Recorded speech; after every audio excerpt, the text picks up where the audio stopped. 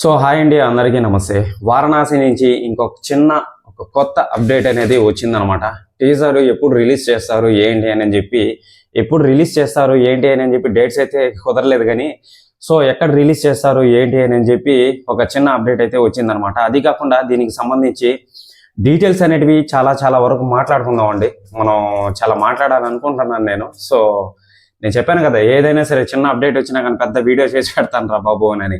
So అదనమాట. ఇక చూసుకున్నట్లయితే ఈ యొక్క వారణాసి మూవీ ఇప్పుడు ప్రస్తుతానికి శరవేగంగా జరుగుతుంది అని చెప్పి తెలుస్తుంది అనమాట. మామూలుగా అయితే రాజమౌళి గారు చాలా టైం తీసుకుంటారండి. ఎంత టైం అంటే అది ఊహకు అందదు. అసలు సంవత్సరాలు తీసుకుంటాడు అనమాట.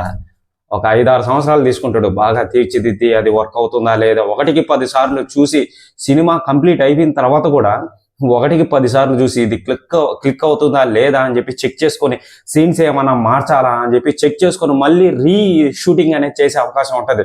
ఆ డీలింగ్స్ అనేటివి హీరో మధ్య, మళ్ళీ వచ్చి హీరోయిన్ మధ్య, విలన్స్ మధ్య, మన డైరెక్టర్ మధ్య ఉంటాయన్నమాట ఆ యొక్క డీలింగ్స్ అనేటివి. సో ఇక చూసుకున్నట్లయితే ఇప్పుడు ప్రస్తుతానికి వారణాసి అప్డేట్ ఏంటి బ్రో అని అంటే, యొక్క టీజర్ ఏదైతే ఉందో అది రిలీజ్ చేస్తాము అని చెప్పి చెప్తున్నారు అనమాట. కన్ఫామ్ అయితే అయ్యింది కానీ సో మరి అది వాళ్ళు అసలు నాకు తెలిసి మన ఇండియాలో కన్నా అక్కడ రిలీజ్ చేస్తేనే తొలి భారతీయ సినిమా ఒక పేరు ప్రఖ్యాత అనేది ఉంటుంది కన్ఫామ్డ్. అట్లయితే ఇప్పుడు ఆ యొక్క మూవీని, ఆ యొక్క టీజర్ని, వారణాసి టీజర్ని, సో అది డేట్స్ అయితే లేవండి కన్ఫర్మ్డ్. ఖచ్చితంగా అది మటుకు పక్కన చెప్పగలుగుతాను కానీ సో టీజర్ని వచ్చి ప్యారిస్లో లే గ్రాండ్ లెగ్స్ అని చెప్పి ఒక పెద్ద థియేటర్ ఉందన్నమాట. సో అది బాగా అక్కడికి పేరున్న థియేటర్ అనమాట అది. సో అక్కడ రిలీజ్ చేయాలని చెప్పి చూస్తున్నారు అనమాట. ఓకేనా. సో దీన్ని కన్ఫర్మ్ చేసింది ఎవరంటే యూరోప్లో అన్నా ఫిల్మ్ సంస్థ అని చెప్పి ఒక పెద్ద సంస్థ ఉంది యూరోప్లో, అన్నా ఫిలిం సంస్థ అని. సో అది కన్ఫర్మ్ చేసింది అనమాట అక్కడ రిలీజ్ చేసుకునేదానికి. దీనికి అయిన ఖర్చు ఎంత అంటే ఒక 50 లక్షలు అయితే అయ్యిందని చెప్పి రూమర్గా మిగిలిందండి. ఫిగర్ అనేది రూమర్గా మిగిలింది. కానీ టీజర్ మటుకు అక్కడ రిలీజ్ చేస్తామని చెప్పి చెప్పడం అనేది జరిగిందనమాట.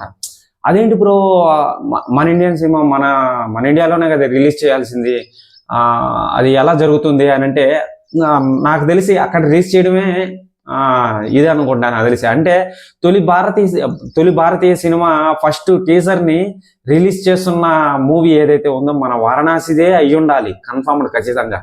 సో అది మటుకు నేను ఒప్పుకుంటాను అనమాట. ఇక్కడ ఓన్లీ ఒక చిన్న టైటిల్ కోసం ఆ యొక్క 3 నిమిషాల గ్లిమ్స్ కోసం అంత పెద్ద ఇదిగా క్రియేట్ చేసి పెట్టారు. ఓకేనా. సో వీళ్ళు ఆ యొక్క 3 నిమిషాల గ్లిమ్స్ కోసం కూడా 12 నెలలు కష్టపడ్డారు. అది నేను చెప్పాల్సినంత అవసరం లేదు. రాజమౌళి గారు, మహేష్ బాబు గారు చెప్పారనమాట. అవి వినే ఉంటారు మీరు. 12 నెలలు అండి. అంటే ఒక్క సంవత్సరం అంతా ఆ యొక్క 3 నిమిషాల గ్లిమ్స్ కోసం అంత కష్టపడ్డారా ఏంద్రా వామో అని అనిపించింది నాకు. సో ఇక చూసుకున్నట్లయితే ఈ యొక్క మూవీ గురించి ప్యారిస్లోని లే గ్రాండ్ లెగ్స్లో ఈ యొక్క మూవీని, ఈ యొక్క టీజర్ని రిలీజ్ చేయాలని చెప్పి చూస్తున్నారు అనమాట. తొలి భారతీయ సినిమా అండి. సో అది నెక్స్ట్ లెవెల్లోకి వెళ్ళిపోతుంది అనమాట. ఓకేనా. సో యూరోప్లో అన్నా ఫిలిం సంస్థ అని చెప్పి ఒక పెద్ద సంస్థ అయితే ఉంది. దీన్ని కన్ఫర్మ్ అయితే చేసింది రిలీజ్ చేసుకోమని. దీనికి ఫిగర్ అనేది 50 లక్షలు ఖర్చు అవుతుంది అని చెప్పి చెప్తున్నారు అనమాట. అది ఎంతవరకు నిజమో కాదో, అంటే ఫిగర్ అండి, టీజర్ మటుకు అక్కడే రిలీజ్ చేస్తామని చెప్పి కన్ఫర్మ్ చేసింది. మరి ఫస్ట్ అక్కడ రిలీజ్ చేస్తారా లేకపోతే ఇక్కడ రిలీజ్ చేస్తారా అని చెప్పి ఇక్కడ సతమతం అవుతుంది అనమాట. కానీ రాజమౌళి టీం, వారణాసి టీం, రాజమౌళి గారు కదండి, వారణాసి టీం ఎవరైతే ఉన్నారో సో వాళ్ళు అక్కడ రిలీజ్ చేస్తాము, లే గ్రాండ్ లెగ్స్లో రిలీజ్ చేస్తాము ప్యారిస్లో అని చెప్పి చెప్తున్నారు. మరి అది ఎలా ఏంటో తెలియట్లేదు, చూద్దామండి. ఓకేనా. సో నాకు తెలిసి మనకు పేరు, ఒక ప్రఖ్యాత రావాలంటే అక్కడ రిలీజ్ చేస్తేనే చాలా బాగుంటుంది అని చెప్పి అనుకుంటున్నా. ఎందుకంటే టీజర్ కోసం ఇప్పుడు నేను చెప్పిన రూమర్ ఏదైతే ఉంటుందో సో అక్కడ రిలీజ్ చేస్తామని మీరు అప్పుడు అర్థం చేసుకోవాలి. ఓన్లీ మన ఇండియన్ వాళ్ళని టార్గెట్ చేసి ఈ యొక్క మూవీని అయితే తీయట్లేదండి. దాంట్లో ఉన్న విజువల్ ఎఫెక్ట్స్ ఏవైతే ఉంటాయో సో కళ్ళకి నీట్గా కనిపిస్తాయి అనమాట. అది నెక్స్ట్ లెవెల్ అనమాట. అది వెనుక తిరిగి చూసుకోవాల్సినంత అవసరం లేదు. ఎటువంటి గ్రాఫిక్ అనేది, విఎఫ్ఎక్స్, సిజిఐ అనేది వాడుతున్నారో అది మీకు తెలిసిందే, నేను చెప్పాల్సినంత అవసరం లేదు. మీరు ఇంకా తెలుసుకోవాలి, బాగా పట్టాలంటే దీని మీద, సిజిఐ మీద, విఎఫ్ఎక్స్ మీద, మోషన్ మీద నేను ఆల్రెడీ చాలా వీడియోలు చేసేసా. వారణాసి మీద చూడాలనుకుంటే వెళ్ళి చూడొచ్చు. అదే యూరోప్ లో రిలీజ్ చేస్తే ఒక పేరు, ఒక ప్రఖ్యాత అనేది వస్తుందన్నమాట. వరల్డ్ వైడ్గా ఉన్న వాళ్ళని అంటే సో వాళ్ళని టార్గెట్ చేసి ఈ మన రాజమౌళి గారు తీయడం అనేది జరుగుతుంది. ఇక్కడ కన్ఫర్మ్ అయింది ఒకటే, ఈ యొక్క రాజమౌళి టీం కూడా, వారణాసి టీం కూడా అక్కడ రిలీజ్ చేయాలని చెప్పి చూస్తున్నారు అనమాట. ఇది నెక్స్ట్ వే అనమాట. రిలీజ్ అయినా కానీ మనం చూస్తాం ఏ కాడికి ఫుటేజ్ అనేది బయటకు వచ్చేస్తుంది, అది నార్మల్.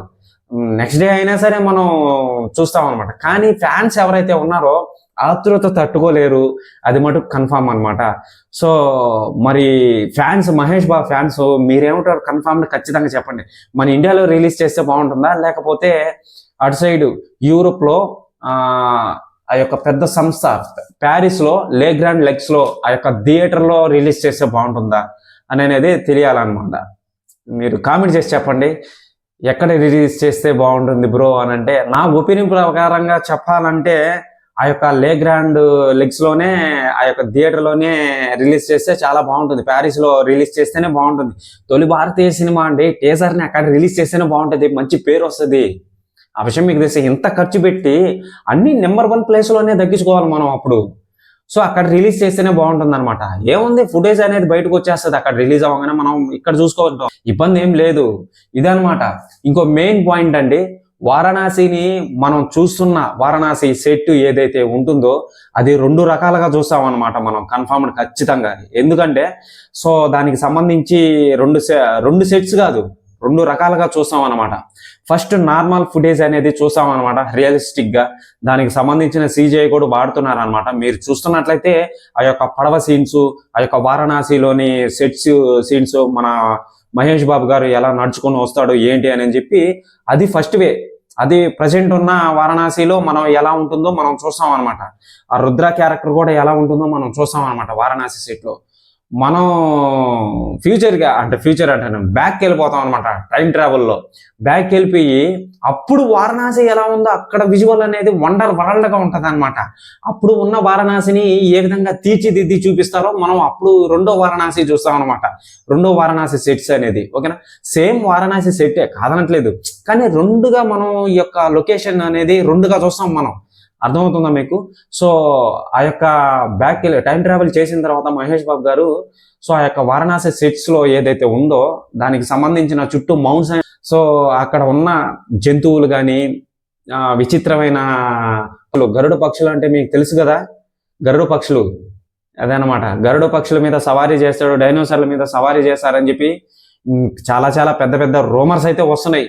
అది మరి ఏంటో తెలియట్లేదు. వీళ్ళేమో హైప్ అనేది భయంకరంగా ఎక్కిచ్చేస్తున్నారు. మరి అలా అసలు అది ఎలా వస్తుందో ఏంటో తెలియట్లేదు. మనం వారణాసి సెట్స్ మటుకు 2 సార్లు అయితే చూస్తామండి. గరుడు పక్షులు అయితే చూస్తాం, వింత వింత జంతువులు అయితే కూడా చూస్తాం అనమాట. విజువల్ వండర్ అనమాట, ఇంకా చెప్పాల్సిన అవసరం లేదు. సో ఇదండి అప్డేట్ అనేది. మీకు బాగా అర్థమైంది అనుకుంటా. వారణాసి గురించి, మహేష్ బాబు గురించి, రాజమౌళి గురించి, ఆ యొక్క వారణాసి టీం గురించి, ఆ యొక్క షూటింగ్ గురించి ఏదైనా సరే, చిన్న లీక్ కానీ చిన్న ఏదైనా సరే ఇన్ఫర్మేషన్ దొరికిందంటే, జస్ట్ ఇది ఇన్ఫర్మేషన్ వరకేనండి ఓకేనా.